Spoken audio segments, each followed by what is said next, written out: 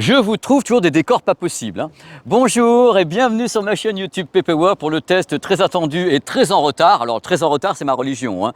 Des Samsung Galaxy Buds, des écouteurs anti-bruit positionnés aux environs de 230 €.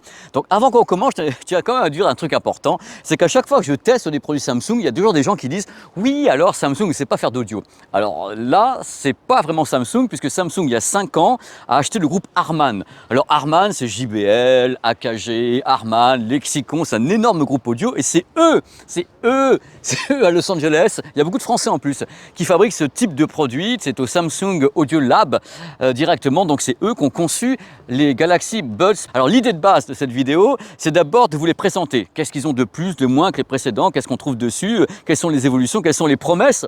Tenez-vous bien parce que là, ils ont encore fait très très fort. Après, il y aura les essais sur le terrain. Ce moment où je suis parti en vadrouille, je les ai écoutés en long, en large et en travers. Donc, il y aura d'abord mes impressions. Qu'est-ce que j'en pense par rapport aux autres, justement, écouteurs anti-bruit. Et qu'est-ce que j'en pense par rapport aux précédents.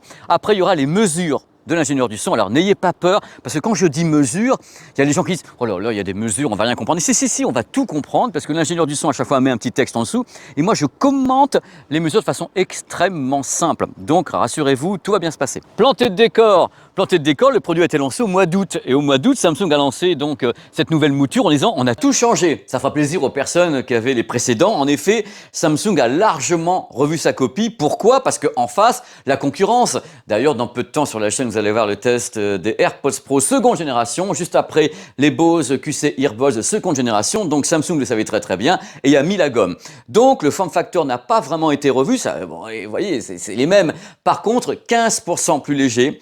Surface mat, je trouve ça vachement joli. Ils se tiennent vachement bien dans le conduit auditif. À l'entrée du conduit auditif, hein, ce sont les semi-intra avec 3 paires d'embouts dans la boîte. Autre truc super important concernant ce produit, parce que c'est très très rare dans l'industrie, ils sont IPX7. Vous allez me dire, mais c'est quoi? Ça veut dire quoi? Ça veut dire que non seulement vous pouvez courir sous la pluie avec le produit dans les oreilles, ils ne craignent pas la pluie, mais en plus, si par hasard, je dis bien par hasard, vous êtes comme ça, je sais pas, en train de faire la vaisselle avec le produit, et hop, il tombe dans le bac à vaisselle, pas de problème, ils peuvent résister à une petite immersion à 1 mètre de profondeur au maximum pendant un temps limité. N'allez pas faire plouf plouf à la piscine avec en disant « Oui, Pépé m'a dit non, moi je vous ai rien dit. Moi je vous ai dit IPX7, très peu de temps dans l'eau, mais ils vont pas se noyer. » Voilà. Alors les trucs après intéressants, c'est qu'on ne change pas une équipe qui gagne.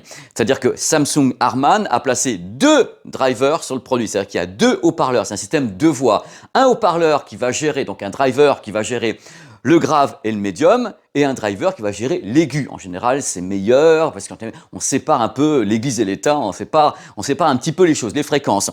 Autre truc qu'il faut savoir, ce sont les codecs Bluetooth, parce que c'est toujours les trucs que je dis dans les vidéos, c'est très important, un codec Bluetooth. Je suis pas en croisade, loin de là, mais voilà, c'est important. Et là, vous allez passer un bon moment avec moi, croyez-moi. Ils sont de façon basique pour tous les smartphones, SBC et AAC. Donc les codecs classiques utilisés par Apple, par tout le monde et par le monde entier. Mais attention, il y a un trick. Vous avez vu à l'époque du lancement, donc au mois d'août, c'est pas si vieux, des Buds 2 Pro, il y avait carrément l'annonce disant que ça y est, les Buds 2 Pro sont qualité 24 bits, haute fidélité, Hi-Fi. Moi je me suis dit mais c'est quoi ce délire parce qu'on est en Bluetooth et autres. Alors en effet, il y a quelque chose. Mais attention, ce quelque chose, c'est uniquement pour les possesseurs d'un smartphone Samsung. Puisque Samsung introduit avec ses Buds 2 Pro un codec qui leur appartient, qui s'appelle le SSC. Alors ne pas confondre avec le SSC, qui avait été lancé il y a déjà 2-3 ans, qui était le Samsung Scalable Codec. Alors, le Samsung Scalable Codec, c'était en effet un codec adaptatif, c'est-à-dire vous avez une super liaison possible entre les deux produits, le son était meilleur, et si vous aviez une liaison qui était un peu moins bonne, le son redescendait un petit peu en qualité, c'est l'équivalent de la PTX adaptive. Mais là, le SSC, c'est pour Samsung Seamless Codec Hi-Fi, ils ont mis derrière Hi-Fi. Alors c'est l'équivalent chez Qualcomm de la PTX HD. Ça signifie quoi? Sur le terrain, c'est tout simple. Si votre smartphone Samsung dispose déjà de One UI 4.0 et au-delà, vous allez pouvoir donc appairer les deux produits. Et dans le cas où sur ce fameux smartphone Samsung, vous avez un fichier 24 bits, 48 kHz et autres, dans ce cas-là, le codec SSC Hi-Fi va s'activer entre les deux. Si vous n'avez pas de smartphone Samsung. Dans ce cas-là, c'est collier de nouilles, hein, ça fonctionne qu'avec Samsung. Alors, autre truc que je voulais dire, c'est qu'en effet, ce codec est limité à ma connaissance aux environs de 580 kilobits par seconde. C'est pas non plus le LDAC de Sony à 990 ou autre, c'est pas du lossless, hein. C'est-à-dire que imaginez que vous avez un fichier 24 bits sur votre Samsung à partir de One UI 4.0 et vous l'envoyez donc avec le SSC IFI en automatique, visiblement c'est automatique, il y a une compression de données qui est hallucinante, n'attendez pas à partir, oh là là, ça y est, j'ai redécouvert la vie. Non, on part d'un gros fichier, on va faire ça, après on dit tiens, on te l'envoie quand même. Donc sachez également que dans l'application, on va parler tout à l'heure de l'application, dans l'application, on ne sait jamais quand il est utilisé. C'est-à-dire qu'on a fait des mesures, on pense qu'il est utilisé, mais on n'a jamais la preuve. Donc pour le moment, c'est pas indiqué dans l'application. Donc moi je vous dis, c'est un petit peu flou, c'est un petit peu trouble, mais dans tous les cas, ce codec est à l'intérieur du système, c'est-à-dire qu'en effet, One UI à partir de 4.0 intégrerait le codec SSC IFI de Samsung et ce produit est compatible. C'est pour ça qu'ils ont poussé l'électronique derrière et tout le tremblement. Sachez également que si vous avez un Samsung et ce produit, l'appairage, hop, est immédiat, c'est rapide, ça pop-up. Et si vous n'avez pas de smartphone Samsung, pour l'appairage, c'est plus traditionnel, il n'y a pas le pop-up immédiat. Voilà, on parlait de Apple, eux aussi sont en train d'avoir un écosystème particulier avec un appairage qui ne se fait facilement qu'avec du Samsung et ce codec IFI 24 bits super compression incroyable qui vient de l'espace, c'est uniquement pour Samsung avec Samsung. Donc le bonus serait uniquement dans l'écosystème Samsung. Bonne année. La high-tech, ça pourrait être simple, hein, mais non. En plus, si tout le monde se met à faire ses petits codecs de son côté pour son écosystème, Huawei l'avait fait hein, avec un codec qui s'appelait UHD. On n'en a plus jamais entendu parler. Hein. On verra pour celui-là. Et voilà, j'ai rien dit, c'est pas moi. On continue avec les réjouissances, avec la compatibilité audio 360 degrés. Vous savez, le son immersif, on est à l'intérieur, merveilleux, avec une nouveauté par rapport au précédent. Désolé, hein. Cette fois-ci compatible 5.1 canaux, 7.1 canaux et Dolby Atmos avec le côté immersif, avec en plus le head tracking. Mais pour avoir tout ça, il faut avoir Samsung. Et Samsung, alors, à partir de One UI 4.1.1. C'est à partir de ce moment-là que vous allez pouvoir avoir les effets, le head tracking de tous les côtés. Donc, encore une fois, quelque chose qui est un peu limité à des écosystèmes. Donc, ça me fait pas plaisir du tout. Alors, concernant le Bluetooth toujours, le Bluetooth LE, ce qu'on appelle le Bluetooth Low Energy, n'est pas encore sur le produit. Vous voyez bien là? Il n'est pas encore dessus. Mais Samsung annonce que le Bluetooth LE, donc Low Energy, sera disponible avec une mise à jour, je ne sais pas quand. Donc voilà, c'est annoncé de tous les côtés. Alors un truc aussi, attends, il faut que je vous dise, j'arrête pas, on est entre nous, ça me fait rire. Il n'y a pas de Bluetooth multipoint. Parce qu'en effet, c'est pas prévu. Mais attention, trick de chez Trick, si vous avez des produits Samsung, on y revient. Là, le multipoint existe entre les produits Samsung. Mais pas avec Samsung et non. C'est pour ça que je vous dis depuis le début, c'est quand même assez particulier ce qui se passe. On parlera de la qualité audio, la réduction de bruit tout à l'heure, mais on est sur quelque chose avec un codec propriétaire pour Samsung. On est avec un appairage rapide uniquement si j'ouvre le clapet devant le smartphone. Oh, ça y est, j'arrive parce que c'est un Samsung. Et maintenant, on a une sorte de multipoint avec appel téléphonique d'une tablette ou d'un smartphone uniquement Samsung avec Samsung. Bref, on est vraiment sur un écosystème qui grandit, mais qui se ferme aussi. Donc, coucou. La réduction de bruit numérique, 3 micros à bord. Il y a 2 micros pour la réduction de bruit numérique et un micro pour les appels téléphoniques. Alors bien sûr, un micro dedans, un micro dehors pour capter justement les sons, pour savoir ce qui est annulé, pas annulé. Alors Samsung annonce 40% d'efficacité en plus par rapport au précédent. On verra ça tout à l'heure, justement dans les mesures de l'ingé son, parce qu'en effet, il y a un mieux. On l'a quantifié, nous, le mieux. Est-ce que c'est 40% de plus ?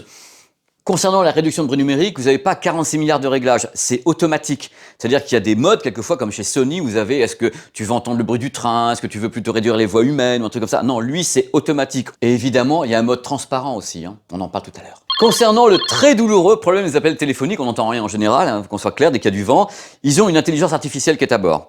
Et avec un système qui s'appelle le Clear Voice. C'est pas un truc de Qualcomm ou autre, ça leur appartient. Et maintenant, la grande question, comment est-ce que je gère ce produit qui sait faire plein de choses, hein. Alors, il y a l'application pour ça. Galaxy Wearable, qui est vraiment extrêmement complète et qui va au-delà de ce qu'on trouve ailleurs, parce qu'il y a quand même une notion presque médicale dans cette application. Vous allez voir pourquoi. Bien sûr, il y a un test d'ajustement, c'est-à-dire quand vous mettez tout simplement les buzz, il y a un test auditif en disant voilà, c'est bien placé, c'est les bons embouts ou pas. Faites gaffe aux embouts parce que quelquefois, j'ai beaucoup de gens qui me laissent des commentaires. Oui, alors, oui, oh, t'as dit que le produit était bon, j'entends les trains, j'entends le machin dehors, j'entends pas le grave. Quelquefois, c'est l'embout. Si l'embout n'est pas le bon, je peux vous garantir que les performances, c'est à la rue, hein. Ça devient insane tellement c'est pas bon, hein. Donc faut vraiment faire attention, il y a 3 embouts, essayez de bien de l'ajuster, de faire plusieurs tests justement avec l'application pour qu'elle soit sûre que c'est le bon embout et vous allez voir, vous allez faire un level up si c'est le bon embout. Voilà, c'est dit. Il y a un égaliseur dans le produit et qui est vachement bien fait et il y a un truc que j'adore, qu'on ne trouve pas souvent chez les fabricants, le réglage de la balance gauche-droite. Vous savez, il y a des fois, il y a des gens qui entendent moins bien ou moins fort d'un côté ou de l'autre, gauche ou droit, ou inversement, et on peut gérer la balance. C'est extrêmement rare de pouvoir le faire dans les applications. Et un autre truc, parce que en effet, j'ai l'impression que cette application est également faite pour l'accessibilité, pour carrément un travail de prothésiste, puisqu'il y a une gestion du mode transparent. C'est-à-dire que le mode transparent est dessus. Je vous ai dit, le mode transparent, on appuie, on écoute, en effet, au travers des micros de ce produit, on appuie, on écoute l'extérieur.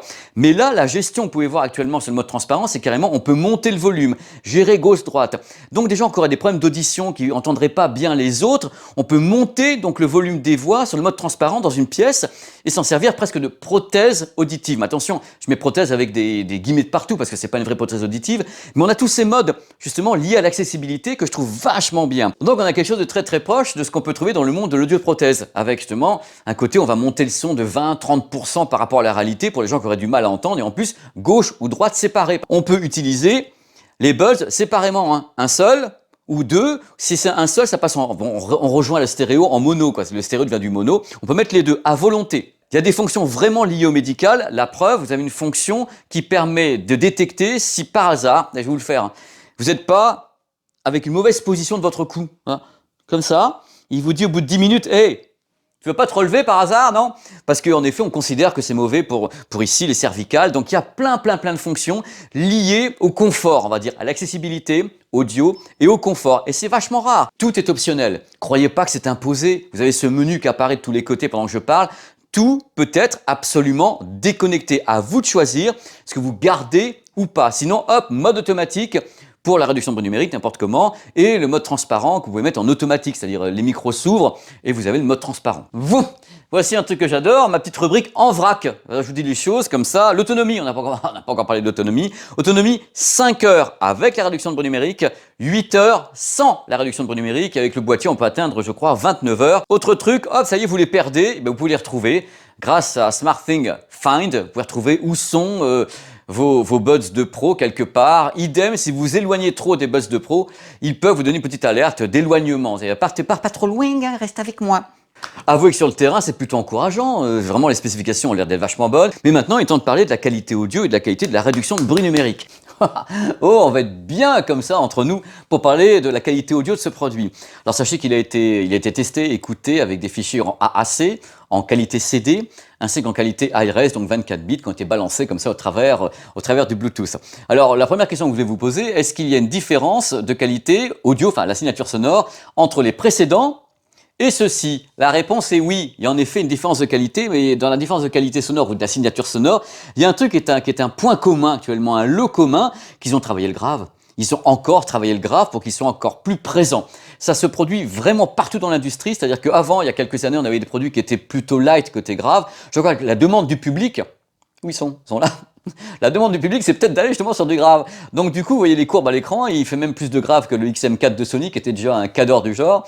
Et on arrive à un grave à peu près similaire à ce qu'on a sur les AirPods Pro première génération, qui faisait quand même pas mal de grave. Donc on a quelque chose où le grave est mis en avant. Mais il est ferme, il est bien tenu, il fait pas brrr, il bourre pas, il a un petit effet un peu rond quelquefois, mais là on a des mots un peu foufou. Il est un peu rond, donc il en fait un peu des caisses. Mais c'est agréable pour les gens qui aiment un son dynamique. À propos de dynamique, il y a un truc important, c'est que vous avez un bon niveau audio. C'est-à-dire que, encore une fois, il y a des systèmes où vous êtes à fond, il n'entend rien, et là, vous avez encore de la marge pour avoir un très beau niveau audio. Travail qui a été fait également sur le médium. Alors le médium, ce sont les voix humaines, chants et autres, certains instruments, enfin la plupart d'ailleurs. Donc si vous avez même ce produit actuellement, faites l'essai avec une voix, justement une chanteuse, Tracy Chapman, ou ce que vous voulez, avec la guitare.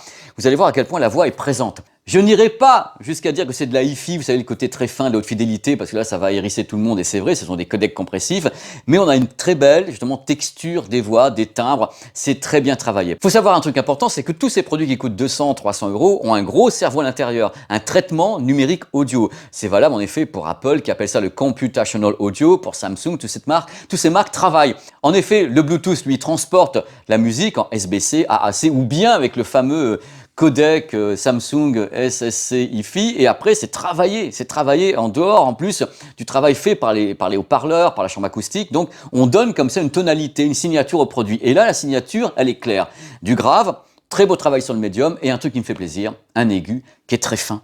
L'aigu est fin, il est agréable, il est vraiment précis, il est détaillé, les S ne font pas... Voilà, j'ai horreur, vous savez, quand le S qui fait... Non, ça c'est là où moi je pars en courant, vous savez très très bien. Là j'ai eu un aigu qui était fin, travaillé, on avait du détail partout, on avait vraiment une très belle présence de l'aigu. Encore une fois, je ne vais pas moi appeler ça de la hi-fi, mais on peut dire que le son est propre, il est clair, il y a une très belle stéréo, c'est très détaillé. Par contre, à l'instar des autres marques aussi, on sent le travail de l'électronique derrière, donc du traitement audio, on sent qu'il y a un travail autour de ça. Je ne dis pas que le son est écrasé ou un truc comme ça, on sent que ça bosse. C'est-à-dire qu'il y a des choix qui sont faits, certains instruments j'ai trouvé plus mis en avant que d'autres, les voix plus placées que d'autres, on sent que ça travaille. Faut entre guillemets un peu avoir l'oreille, mais ils le font tous.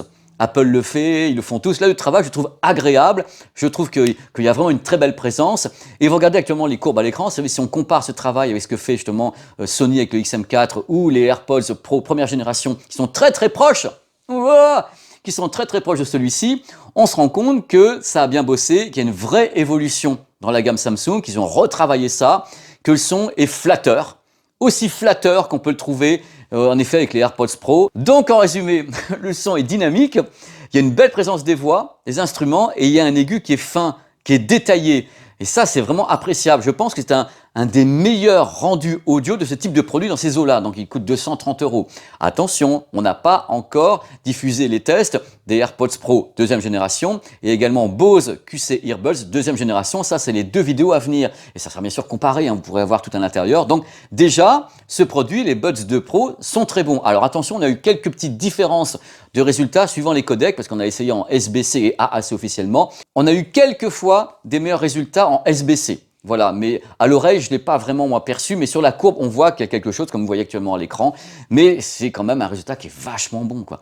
Qui est vachement bon, pourquoi? Because le traitement audio, because la qualité des deux haut-parleurs, donc c'est deux voix à chaque fois, et voilà, c'est très très bien fait, la chambre acoustique est bien faite, et bien positionnée avec un bon embout, le bon embout, vous avez un super résultat, avec des bons fichiers, hein, n'allez pas mettre n'importe quoi. On a essayé avec des fichiers voilà, d'Apple Music, Qobuz et autres en streaming, c'était vraiment nickel. Oh mon Dieu le bus. La réduction de bruit numérique, c'est le gros challenge des fabricants sur ce type de produit parce que ça bosse de tous les côtés, puis à chaque fois ils annoncent, oui alors on a augmenté encore la réduction de bruit numérique, on a mis 12 micros, des trucs qui travaillent à l'envers et tout. Et là ils disent, Samsung, dans tous les cas, dit on a 40% de réduction de bruit numérique en plus par rapport au précédent. Ce qui est énorme quand même, hein.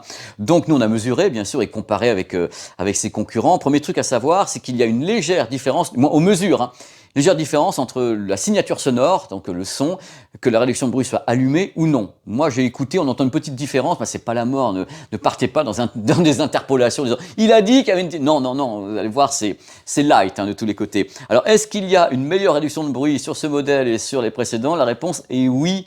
Oui, ils ont bossé comme des fous. Ils sont arrivés, d'après les mesures, à gagner 5 dB de réduction de bruit numérique. Vous vous rendez pas compte? C'est gigantesque.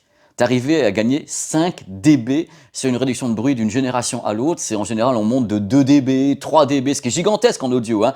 Il faut savoir qu'ils arrivent notamment à bien réduire le son du grave, ce qui est extrêmement compliqué. C'est-à-dire le grave, c'est en effet du bus, des trucs comme ça. Un grave, c'est très compliqué à réduire. Et eux, ils y arrivent bien. Donc les Buds 2 Pro ont vraiment fait un bond en avant comparé à la précédente génération et arrivent même à réduire mieux certaines fréquences, pas toutes les fréquences, certaines fréquences que les XM4 de Sony, qui c'est quand même une référence pour nous. Donc on a vraiment un produit qui s'est vraiment hissé un niveau de qualité de réduction de bruit numérique est assez étonnant. Encore une fois, je rappelle que la réduction de bruit est vraiment efficace quand on a les bons embouts. Si on met les mauvais embouts, en général, le son passe. Alors, la réduction de bruit, c'est voilà, le collier de nouilles aussi. Et vous dites, ah, ça marche pas. Ben, prends les bons embouts, ça ira beaucoup mieux. Alors, dans les mesures, encore, on a remarqué que là, dans le cas de ces Buds 2 Pro, on est vraiment sur les performances des AirPods Pro première génération.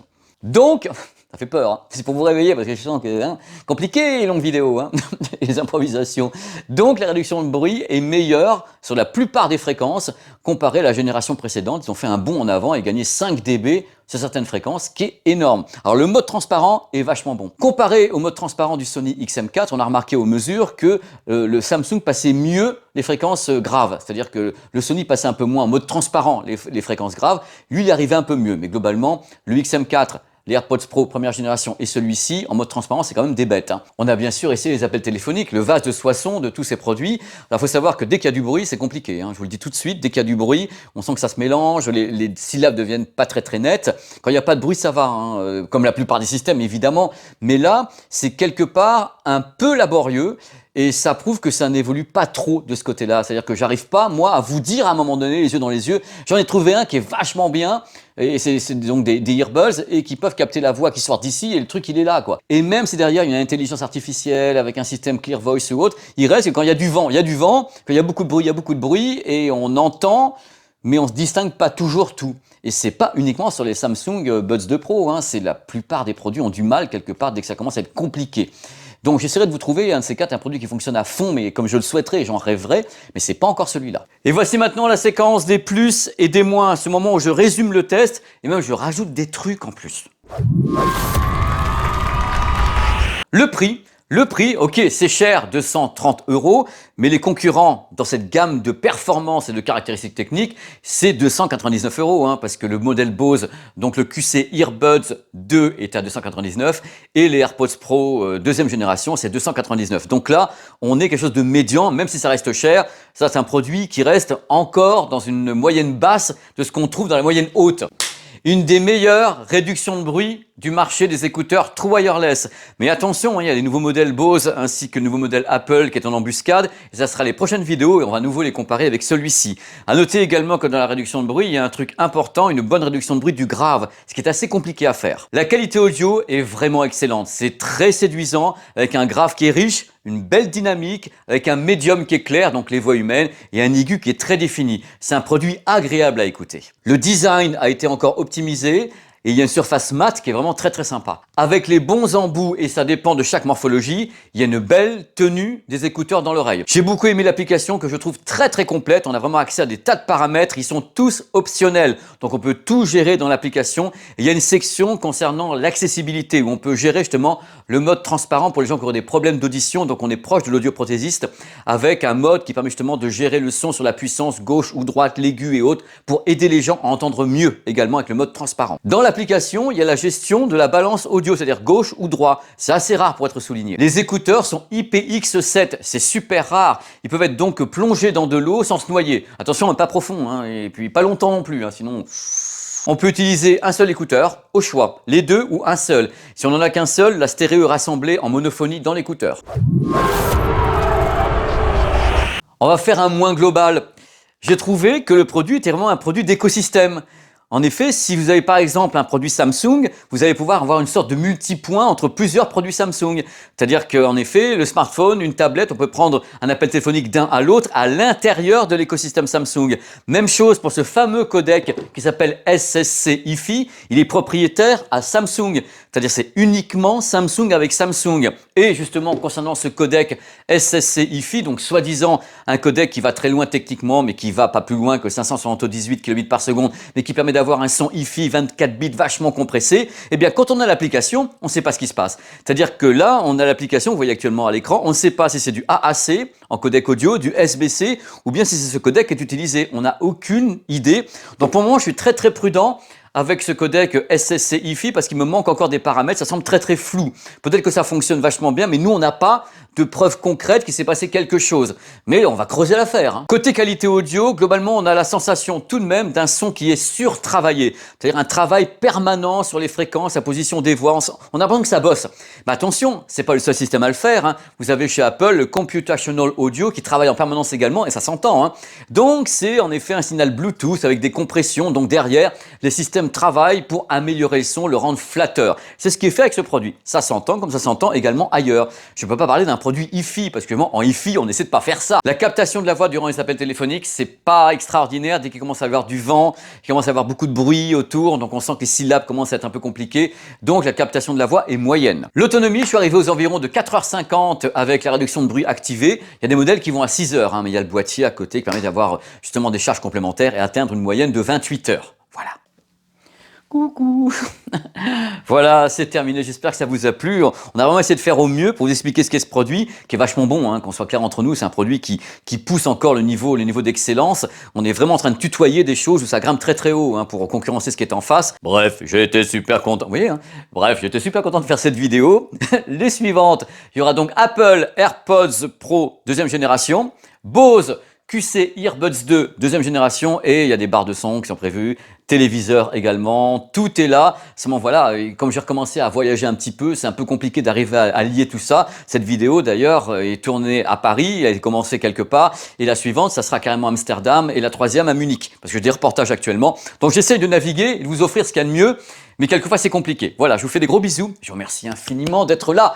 À très très vite sur cette chaîne. Allez, ciao, et restez bien dans les parages, il y a plein de trucs qui se pointent. En retard, bien sûr. J'ai honte, j'y peux rien, c'est affreux, et je vous fais des bisous.